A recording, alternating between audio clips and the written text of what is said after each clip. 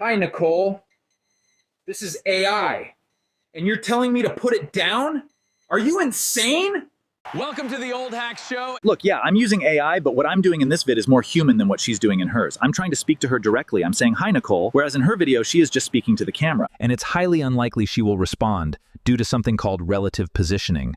She gets 50,000 views, and I get 50. She's a high-ranking member of a cult called YouTube, whereas I'm a nobody in the eyes of the cult. I'm not saying this to be rude, these are just facts. YouTube is a cult. Started Scientology to get rich, and there were good, well-meaning people who got taken in Scientology. I'm not saying Nicole's a bad person. She's a victim of this crap. Websites are cults. You're famous on one and nobody on another? Well, then you're not really famous in real life. It's pure fantasy. But I was a popular musician, so I could actually gauge how famous I was in real life. So I learned early on that street cred is still everything. I was popular in California because of things I'd done in real life. I was only proxy famous on the internet. Look, ever since Google bought YouTube, the view count has been a lie. It's like America. We the people exist and we protest and we vote and all that, but we all know who's really in control. Just for the record, I'm an anarchist. I love AI slop the same way. I love punk rock the same way. I love graffiti. Let the rabbits wear glasses.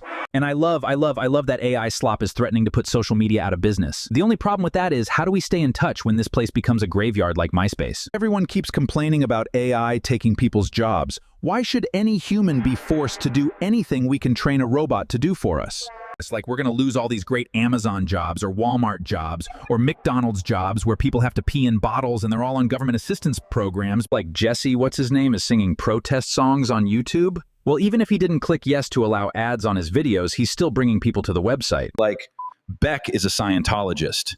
The difference is Scientology didn't give Beck his big break.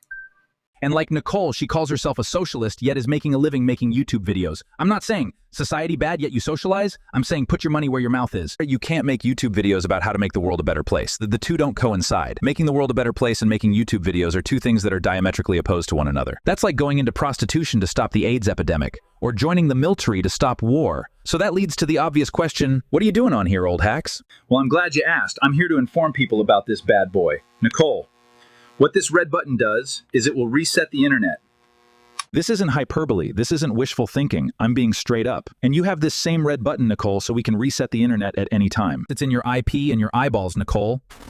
They've verified that you're human. That means you've got one shot. But the problem is that me and you, two total strangers who barely have anything in common, have to agree to hit the button at the exact same time. And what will happen is democratic rule will be reestablished. The view count used to be real, and that made it revolutionary.